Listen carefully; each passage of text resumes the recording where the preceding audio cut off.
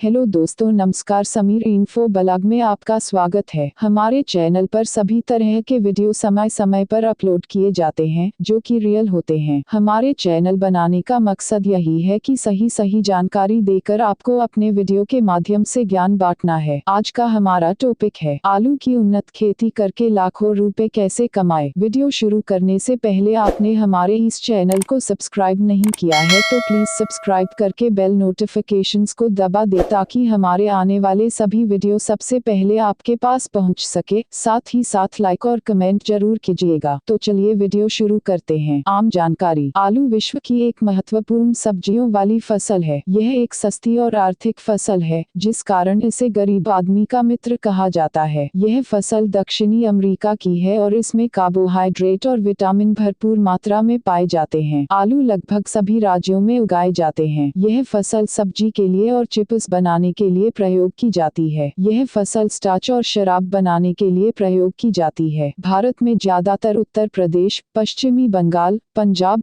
कर्नाटका, आसाम और मध्य प्रदेश में आलू उगाए जाते हैं। पंजाब में जालंधर, होशियारपुर, लुधियाना और पटियाला मुख्य आलू पैदा करने वाले क्षेत्र हैं। जलवायु। टेम्परेचर 14 से 25 degree Celsius. Rainfall 300-500 millimetre. Sowing temperature 15-25 degree Celsius. Harvesting temperature 14-20 degree Celsius. मिट्टी। यह फसल बहुत तरह की मिट्टी जैसे कि रेतली, नमक वाली, दोमट और चिकनी मिट्टी में उगाई जा सकती है। अच्छे जल निकास वाली, जैविक तत्व भरपूर रेतली से दरमियानी जमीन में फसल अच्छी पैदावार देती है। यह फसल नमक वाली तेजाबी जमीनों में भी उगाई जा सकती है पर बहुत ज्यादा पानी खड़ने वाली और खारी या नमक वाली जमीन इस फसल की खेती के लिए उचित नहीं होती। प्रसिद्ध किस्में और पैदावार। कुफरी अलंकार। इस फसल को पंजाब, हरियाणा और उत्तर प्रदेश राज्यों में उगाने के लिए सिफारिश की जाती है। यह लंबे कद की और मोटे तने वाली किस्म है। यह फसल मैदानी इलाकों में 75 दिनों में और पहाड़ी इलाकों में 140 दिनों में पकती है। इसके आलू गोलाकार होते हैं। इसकी औसतन पैदावार 120 क्विंटल प्रति एकड़ होती है। कुफरी अशोका। यह लंबे कद की और मोटे तने वाली किस्म है। यह किस्म 70 से 80 दिनों में पककर तैयार हो जाती है। इसके आलू बड़े, गोलाकार, सफेद और नरम छिलके वाले होते हैं। यह पिछेती झुलसा रोग को सहने योग्य किस्म है। कुफरी बादशाह। इसके पौधे लंबे और 4 से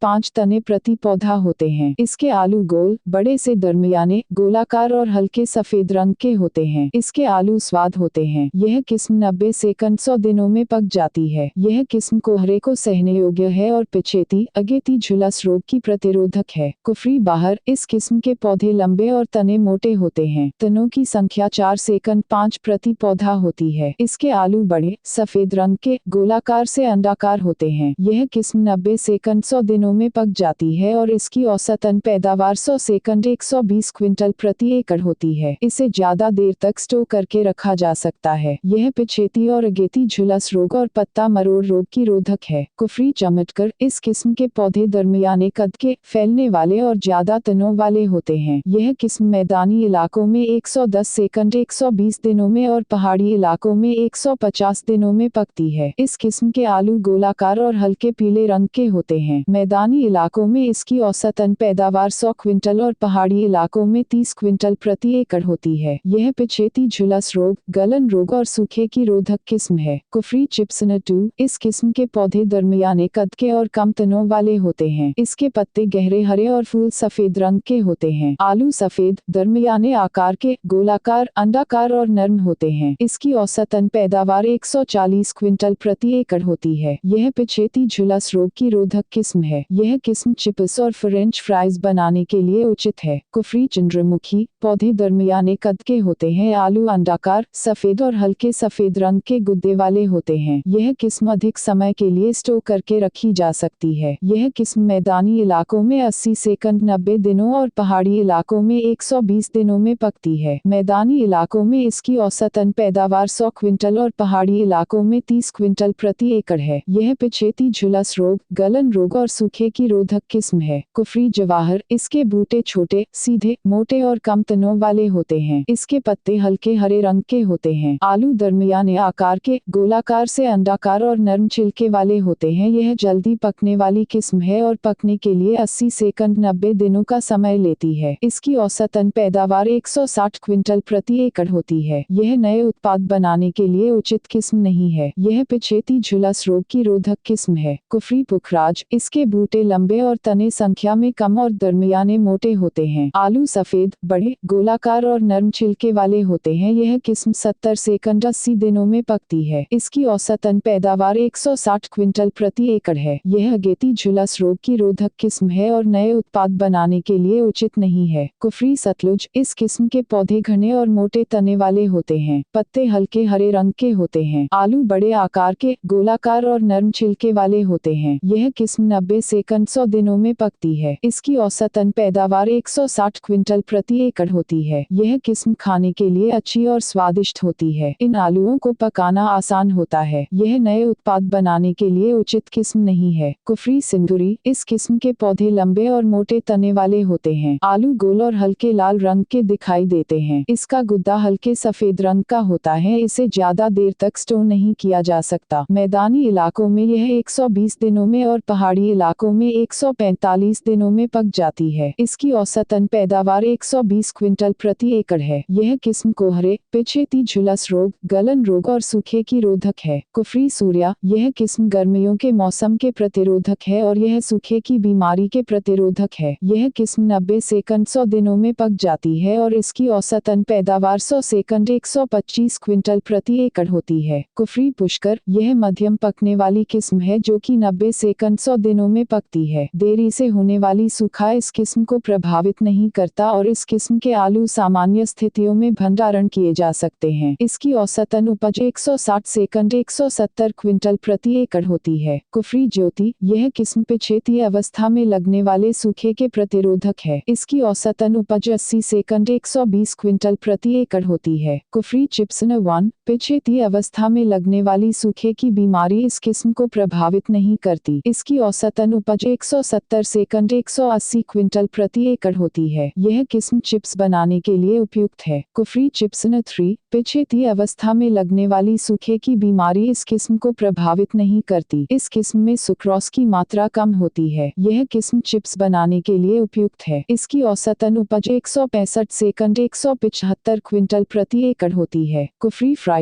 इस किस्म के आलू 75 मिलीमीटर आकार के होते हैं जो कि फ्रेंच फ्राइज बनाने के लिए उपयुक्त है। इसकी औसतन उपज 160 से 170 क्विंटल प्रति एकड़ होती है। दूसरे राज्यों की किस्में, कुफरी गिरिराज, कुफरी हिमालयन, कुफरी हिमसन, कुफरी गिरिधारी, कुफरी जोट, कुफरी शालजा, कुफरी गरिमा, कुफरी गौरव, कुफरी सदाबहार, कुफरी सूर्या, कुफरी ख्यट। जमीन की तैयारी, खेत को एक बार 20 से 25 सेंटीमीटर गहरा जोतकर अच्छे ढंग से बेड बनाएं। जोताई के बाद 2 से 3 बार तविया फेरें और फिर 2 से 3 बार सुहागा फेरें। बिजाई से पहले खेत में नमी की मात्रा बनाकर रखें। बिजाई के लिए 2 ढंग मुख्य तौर पर प्रयोग किए जाते हैं। पहला, मेड़ और खालियों वाला ढंग। दूसरा, समतल बेडों वाला ढंग। बिजाई, बिजाई का समय, अधिक पैदावार के लिए बिजाई सही समय पर करनी जरूरी है। बिजाई के लिए सही तापमान अधिक से अधिक 30-32 डिग्री सेल्सियस और कम से कम 18-20 डिग्री सेल्सियस होता है। अगेती बिजाई 25 सितंबर से 10 अक्टूबर तक, दरमियाने समय वाली बिजाई अक्टूबर के पहले से तीसरे सप्ताह तक और पिछेती बिजाई अक्टूबर के तीसरे सप्ताह से नवंबर के पहले सप्ताह तक करें। बसंत ऋतु के लिए जनवरी के दूसरे पखवाड़े बिजाई का सही समय है। फासला, बिजाई के लिए आलूओं के बीच में 20 सेंटीमीटर और मेड़ में 60 सेंटीमीटर का फासला हाथों से या मैकेनिकल तरीके से रखें। फासला आलूओं के आकार के अनुसार बदलता रहता है। यदि आलू का व्यास 2.5-3.0 सेंटीमीटर हो तो फासला 60 गुना 15 सेंटीमीटर और यदि आलू का व्यास 5-6 सेंटीमीटर हो तो फासला 60 गुना 40 सेंटीमीटर होना चाहिए। बीज की गहराई 6 से 8 इंच गहरी खालियां बनाएं। फिर इनमें आलू रखें और थोड़ा सा जमीन से बाहर रहने दें। बिजाई का ढंग, बिजाई के ट्रैक्टर से चलने वाली या ऑटोमेटिक बिजाई के लिए मशीन का प्रयोग करें। बीज, बीज की मात्रा, बिजाई के लिए छोटे आकार के आलू 8 से 10 क्विंटल, दरमियाने आकार के 10 से 12 क्विंटल और बड़े आकार के 12 से 18 क्विंटल प्रति एकड़ के लिए प्रयोग करें। बीज का उपचार, बिजाई के लिए सेहतमंद आलू ही चुनें। बीज के तौर पर दरमियाने आकार वाले आलू जिनका भार 25 से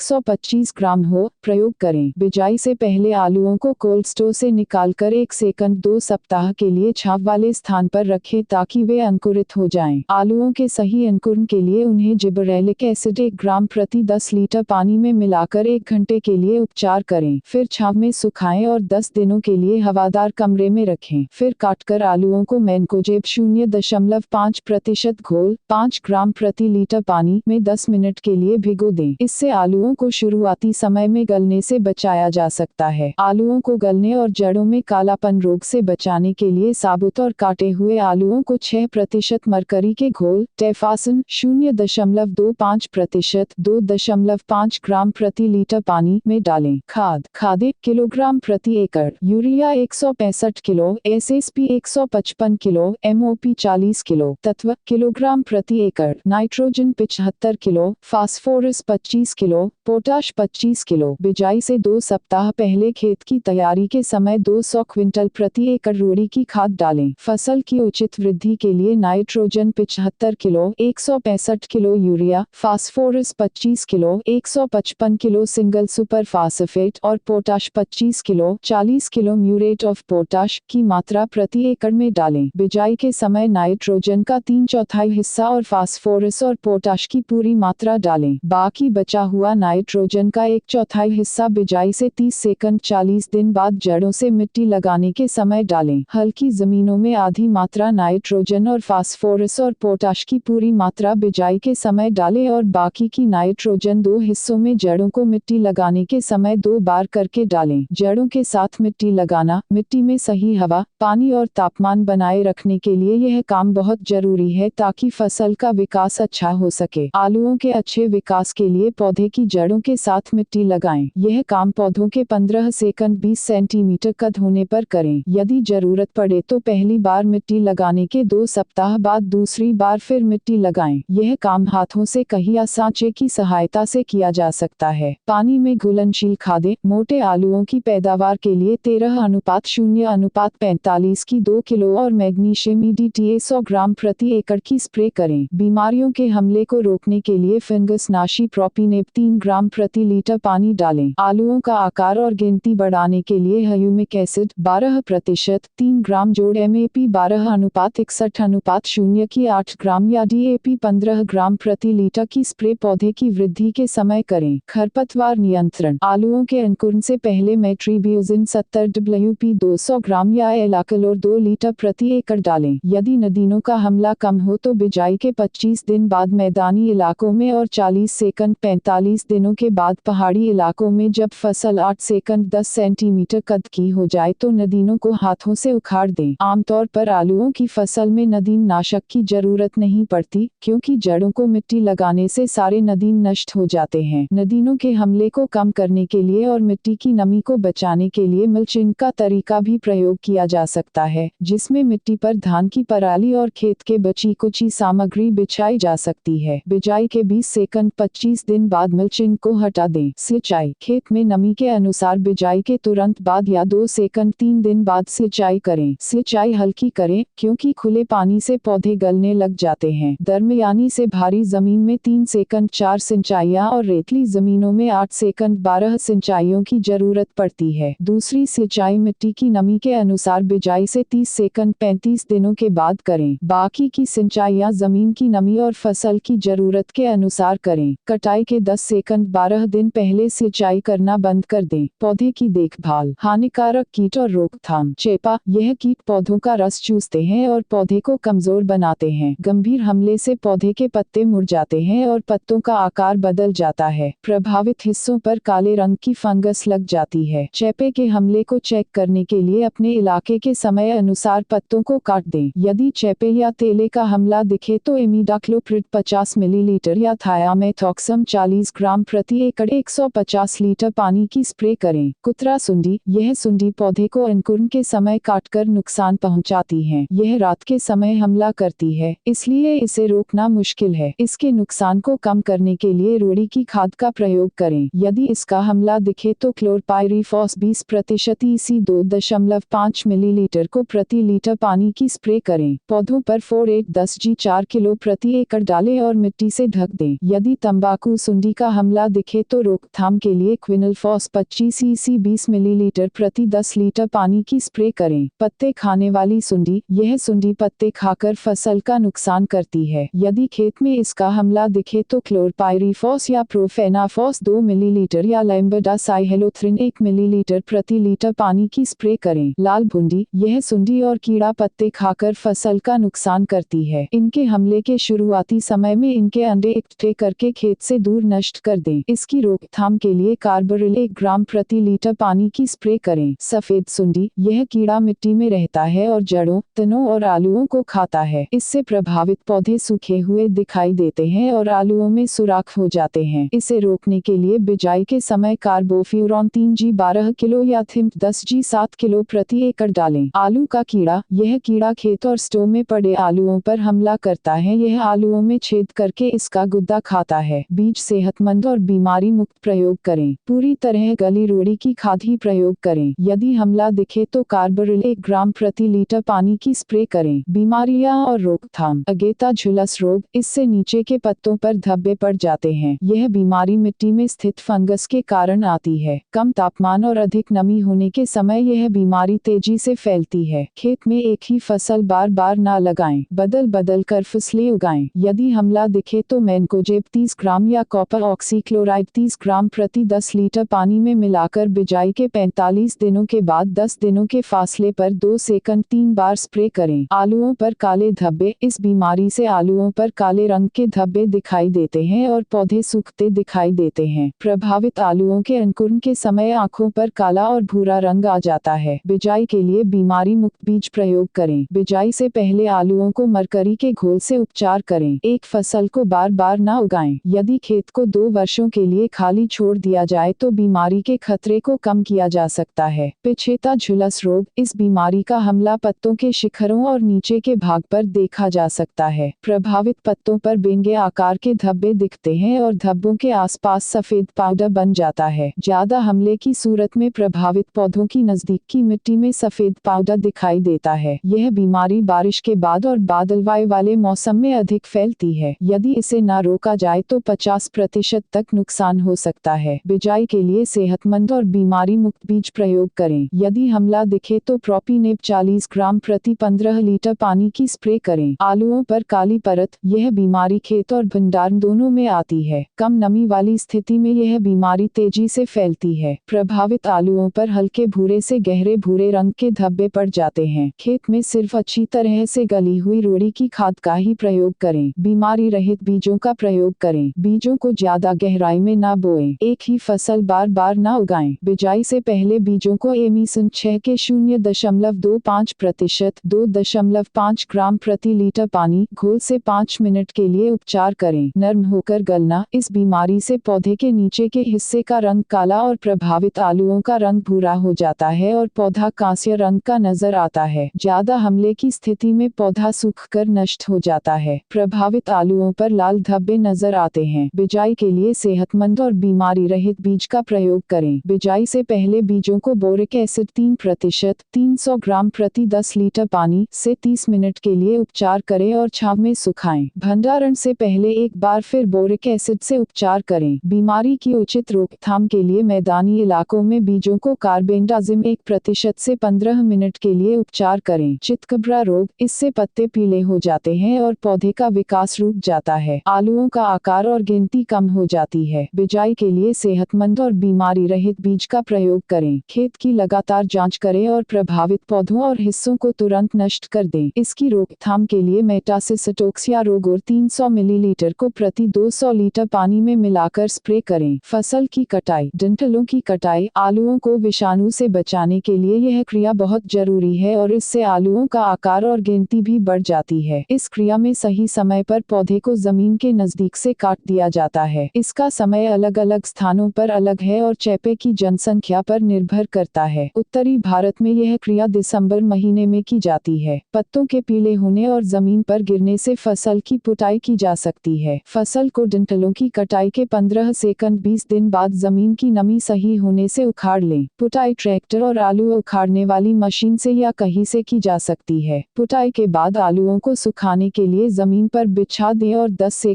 15 दिनों तक रखें ताकि ताकि उन पर छिलका आ सके। खराब और सड़े हुए आलूओं को बाहर निकाल दें। कटाई के बाद सबसे पहले आलूओं को छांट लें और खराब आलूओं को हटा दें। आलूओं को व्यास और आकार के अनुसार बांटें। बड़े आलू चिप्स बनने के कारण अधिक मांग में रहते हैं। आलूओं को 4 से 7 डिग्री सेल्सियस तापमान और सही नमी पर भंडारण करें। वीडियो देखने के लिए धन्यवाद। हमारा यह वीडियो आपको कैसा लगा कमेंट में जरूर बताइएगा। मिलते हैं अगले वीडियो में।